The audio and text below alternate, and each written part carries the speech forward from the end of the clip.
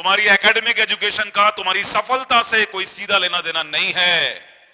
सफलता से लेना देना होगा तुम्हारे सपनों का। अगर वो क्लियर होंगे तो रास्ते तुम बना लोगे, मैं तुम्हें गारंटी करता हूं। बड़ा कुछ करना था, पैसे की कमी थी, कुछ और समझ में नहीं आता था।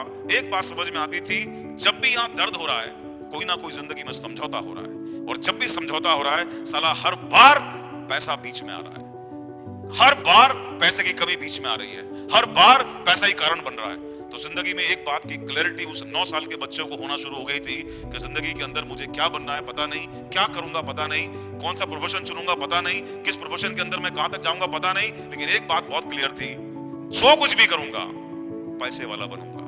और इतना पैसे वाला बनूंगा, इतना पैसे वाला बनूंगा कि जिंदगी के अंदर जैसे मेरे पेरेंट्स के साथ में कोई बात करने से पहले मुझे सोचना पड़ता था ना, और खर्च करने से पहले उन्हें सोचना पड़ता था, इतना पैसा कमाना है कि ना मुझे सोचना पड़े और ना मेरी आने वाली औलाद को मुझसे डरना पड़े, कुछ मांगने से पहले, कुछ सोचने से पहले, या कोई सपना बनाने से पहले। मुझे इतना पैसे वाला बनना है। सो मेरी परवरिश शुरू हुई उसी एटमॉस्फेयर के अंदर, और ज्यादातर मिडिल क्लास के अंदर जो भाषणबाजी, जो लेक्चर, जो ज्ञान, जो संस्कार दिए जाते हैं, आपको भी वही मिले हैं, विश्वास करो, जो मुझे दिए गए थे। अच्छी बात याद रखना, जो मेरा कल था तुम आज वहां बैठे हो, तो एक रिश्ता तो तुम्हारे मेरे बीच में बहुत जबरदस्त है। ये बात को अगले 2 घंटे तक याद रखना, और उसके बाद जिंदगी में आगे भी याद रखना। कभी हारने का मन करेगा ना, ये लाइन तुमको कभी हारने नहीं देगी, तुम्हारे अंदर फिर से वो हिम्मत पैदा कर देगी।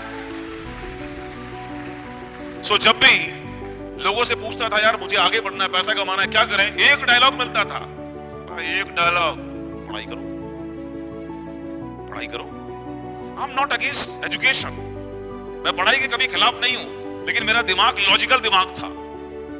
मैं अपने हाई स्कूल इंटर में भी मैथमेटिक्स का स्टूडेंट था, ये भी एक मुझे लॉजिक विकसित करने में मदद मिला, ऊपर वाले ने मुझे लॉजिकल बनाया। तो साला मैं हर सवाल को 3 बार पूछता था, क्या, क्यों, कैसे।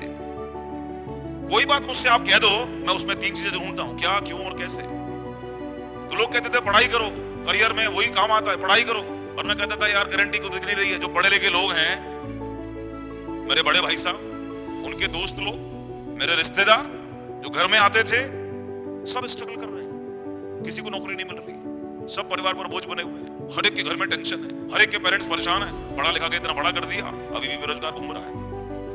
तो मुझे समझ में नहीं आता था कि यार जो काम करने के बाद में भी तुम वहीं के वहीं खड़े हुए हो, तुम फिर भी उसके पीछे चल रहे हो, सोचते क्यों नहीं।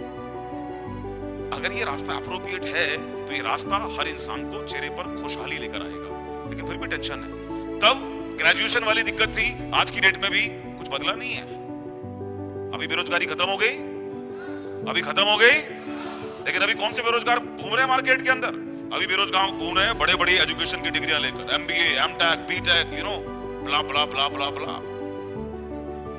2 साल, 3 साल, 4 साल की पढ़ाई, डिग्री, डिप्लोमा, घर से बाहर रहकर अभी लखनऊ के अंदर हवा है।